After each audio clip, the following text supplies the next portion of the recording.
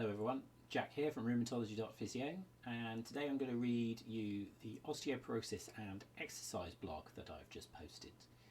So I'm going to try and do these in multi-audio and visual, so everybody's got an option to have their preferred method of delivery. So you can read it on my website by going to Rheumatology.Physio, or you can watch it on YouTube, or on the same page, or you can find it on my podcast feed so you can listen to it in the car. So today's blog is entitled Osteoporosis and Exercise. I usually stick to recognition and referral when it comes to CPD topics /blog/ramblings, but I think it's a good thing in this case for me to branch out a little and discuss some specifics of exercise for osteoporosis. I speak to a lot of physios, and one emergent theme seems to be a lack of confidence in this area and likely underdosing. Before we crack on, I suggest you've read my Introduction to Osteoporosis or listen to my audiobook recording, which you can find again on my website. Once you are happy with what we're dealing with, let's crack on. As usual, feedback is greatly appreciated, and any further reading for me, please send it my way. Please remember, this blog is not a replacement for clinical reasoning, and if you are unsure, get advice. Introduction. I don't think I need to sell exercise to anybody with regards to osteoporosis.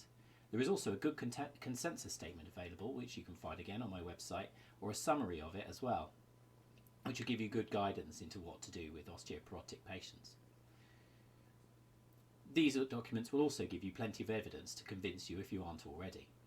I do think we need to deal with some specifics though, as clearly not all patients are the same, or the docs above would have had a lovely little exercise program you could just hand to everybody on a piece of paper. We need to make sure in this particular population we are safe, we don't want to increase the risk of fracture when we are trying to avoid it, and we load them sufficiently to create the change we want to see. Remember, osteoporosis is symptomless until a fracture occurs, and even some of these don't present with symptoms. So what specifics? The consensus statements that we can read tell us that we should be aiming for strong, steady, straight with our osteoporotic humans. I am unconvinced by the straight part, and as a result will form a separate blog on this in its entirety. This in my mind is logical. Stronger bones and muscles coupled with a lower likelihood of falling over will reduce the risks of fracture. So strength and loading exercises and balance exercises are the order of the day. Really, it's not much more complex than that. Think about odd populations though. Clearly the largest population is the elderly. Normative lowering of bone mass density as we age, plus a more sedentary lifestyle, plus the likelihood of comorbid conditions is a combination of factors that significantly increase risk. Simple loading and balance work will be sufficient for many in this population. But what about low bone mass density caused by other things? Cancer, steroids, relative energy deficiency in sport, these are likely to occur in a younger population who are stronger and more active. Simple loading and balance work will be too easy for these people and not induce any change, especially in the Red S cohort who may actually require more nutritional input than loading. Finally, where are we loading? Consider the locations most likely to fracture.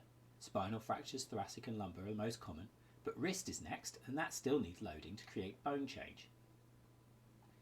Variations on a theme. Here is my go-to program. These are adapted to the individual in front of me, and I'll leave you to use your brains to manage this for yourselves. I think I'll do a video demonstrating various levels and reasoning processes in the near future so you can visualize it as well. Strong. Squat and or deadlift variation, low back and hips is loaded. A row variation, e.g. bent over row, mid back and arms. A push variation, e.g. push up or push press, upper back and wrists and arms. Steady. Some kind of balance challenge. Make it fun. Load. These exercises need to be loaded sufficiently to cause adaptation. Think about the person's day-to-day tasks and what they can do comfortably. If you pitch at this level, it's going to be way too easy. Grade the program to begin with, especially in novices.